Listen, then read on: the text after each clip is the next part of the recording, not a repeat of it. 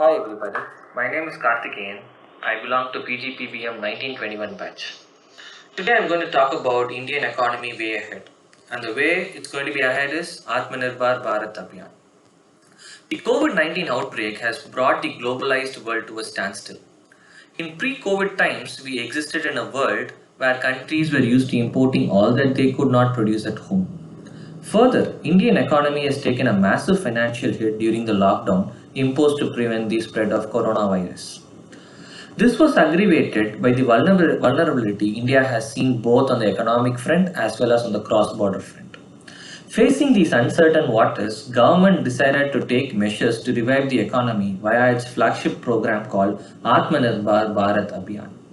Self-reliance and resilience are the key to Atmanirbhar India. Around 125 years back, Indian saint Swami Vivekananda, during his visit to America, told a group of journalists that this is your century right now, but 21st century is India's century. To rebuild the economy, India needs to be self-reliant in its ideas and its total commitment towards the implementation. The pursuit of self-reliant India sows the seed for this new course of long-term development. In the Indian context, self-reliance should not mean divorcing international trade. India will also have to engage with the region and the world, and in order to do that, it has to strengthen its own domestic industry by streamlining the governance system and go far beyond mere amendments and announcements. The main theme of this project is our Prime Minister Narendra Modi announced rupees 20 lakh crore in May 2020 with the slogan Vocal for Local. It was announced with the aim to make India self-reliant and also to provide a stimulus for the economy that was badly hit by COVID-19. This package is estimated to be around 10% of our GDP. While announcing this package, Prime Minister said that this package focuses on land, labor, liquidity and loss. He also mentioned that this will benefit laborers, farmers, honest taxpayers, MSMEs and cottage industries. The foundation for this was laid out ahead of the budget earlier this year. In the recent annual economic survey, it went on to say that while the short to medium term objective is large scale expansion of assembly activities by making use of imported parts and components from other parts of the world, it would give a boost to the domestic manufacturing of parts and components. But in turn, it is going to upgrade the global value chain, which should be our long term objective.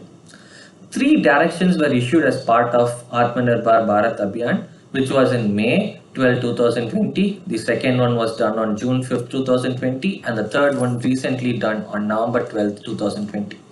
The main benefits of this scheme is it has given the MSMEs a working capital of 3 lakh crore, which could be used during emergencies.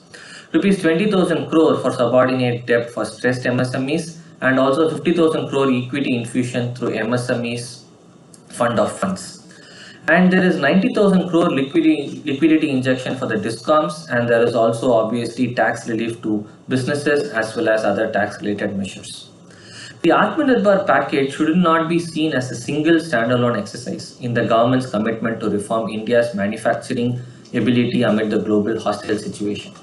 Make in India one was successful in kicking off the manufacturing movement in India, but this movement should take it from there and lay the foundation for a robust manufacturing base. Recently, Moody had improved India's GDP estimate from 8.1 to 8.6% for the calendar year 2021, which is a good sign for our economy. But there are several criticisms which are kept to this Atmanirbhar Bharat Abhiyan politically, industry-wise and also economically. So politically, the main criticism for this is it is very similar to Make in India. The critics just say that this was just different name given for the Make in India scheme. And most of the fundings are allotted just like normal budget. So including them in a special package has attracted extra criticism. On the industry-wise, people feel that many sectors are open to now the private players. Companies of other countries may perceive this as a protectionist policy, so they may feel apprehensive to invest in India. On the economist front, they feel that this package is not enough in reviving the economy of India. urban employment is also ignored to a greater extent. The most important step is the research and development, which is key to revival of any economy, is not mentioned anywhere. So to conclude my points here, I would like to say that due to this COVID-19 pandemic, trade of goods and migration of people got disrupted, and as a result, many countries started preparing for future pandemics by diversifying supply chains and making themselves self-sufficient. So Atmanirbhar Bharat Abhiyan is very much needed for India to transform itself into a self-reliant country. But this may not be sufficient to revive the economy and to rebuild the livelihoods that are affected by this pandemic, but at least a starting step to make India grow faster. So the five roads ahead of for India in this particular mission is reviving the economy, making the infrastructure similar to creating a modern India, having all the systems technology driven, with a vibrant demography of the largest economy to increase its demographic features more, and also full utilization of power and demand supply should make our mission towards growing India a possibility. Thank you.